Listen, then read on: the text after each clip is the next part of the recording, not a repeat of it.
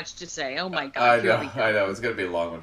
I'm glad Uh, I've got a very cool cup of coffee going on. so, the jobs report came out. This is the first time the jobs report was actually under what the expectation was in a while. It's been a Hmm. while. So not as great as we were hoping, and unemployment shot up quite a bit. It shot up to 4.3%. So Hmm. kind of a big jump. So we'll look into this real quick. Um, so this is just Yahoo Finance. So the jobs report stokes fears the Fed may have waited too long, and then what they're talking about is to lower the federal rate, right? The federal funds rate. And shocker, we've been saying that for freaking months. It's like 7 or 8 months we've been saying Yeah, that. we keep saying that we're expecting them to, start wiggling it a little here, and they keep not quite pulling the trigger. Yeah, well, and the other thing we pointed out was they kept saying, "Oh, it's about inflation, inflation." Well, inflation was going down prior to that. I mean, so you can't say it was really about inflation. And then what it was really about was it's a tight job market, and there's a lot of pressure to squeeze the job market so wages don't have to go up as much, because that's what they're trying to do is tamp down on the number of jobs and wages, to keep control of what they think will keep control of inflation, even though I don't think that's the issue. But yeah, they got their wish. I mean, they kind of jobs have gone down. So just in this, it's just new signs of a cooling labor market are stoking fears. The Federal Reserve waited too long to start lowering interest rates. Let's see. So the economy added 114,000 non-farm payroll jobs.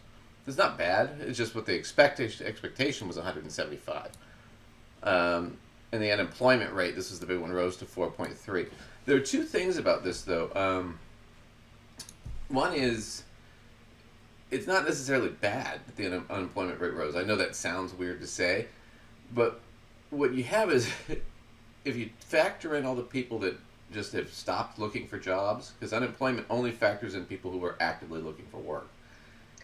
Right. Once people get to a certain point of disgruntled, Some they people, are not counted, any longer in that number. right, And then there's also, Duncan, people who are underemployed per se right, don't really count in there either because they're considered employed, right. but maybe they've got an extremely part-time situation or whatever. They still don't have sufficient employment, but they're not actually unemployed Employed. either. So these numbers, there's kind of more into them that people realize on the surface. Right. Well, we've talked about that before, where it's been a big issue where you have a few million people, mostly white, non-college educated men in rural areas that are just not even counted in unemployment but don't have jobs.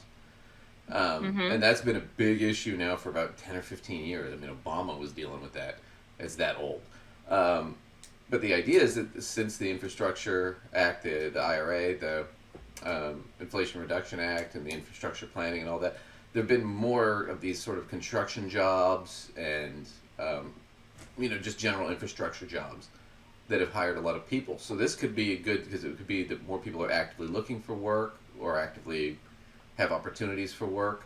So it could be that there's more people now pumping into the market, and not so much that this is a result of layoffs, because there hasn't been a significant reporting of layoffs that would justify that kind of a jump in the number.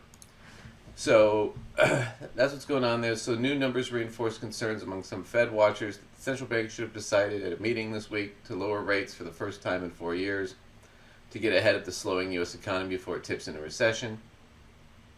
The report is definitely going to raise concerns now that the Fed is behind the eight ball. Is kind of their opinion here.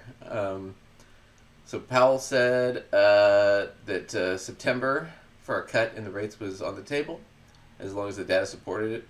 So they're going to have a discussion here later, or they had one in July, but it looks like they're probably going to have to back off rates pretty soon here. So overall, I mean, it looks like the Fed's going to cut rates, which would be a nice thing for everybody. On top of that, I mean, there is a slight risk that there'd be a recession, but I can't imagine it'd be a big one. If anything, maybe I don't even know that there'd be a recession, because that would have to be 6 months of negative GDP growth, and I just don't see that happening. The market's pretty hot right now, so But on the other side of the coin, I mean, the Fed's kind of achieved what they wanted. They've loosened up the tight labor market, which, you know, is good for employers. It's not terribly great for workers, but, you know, that's kind of how it goes. But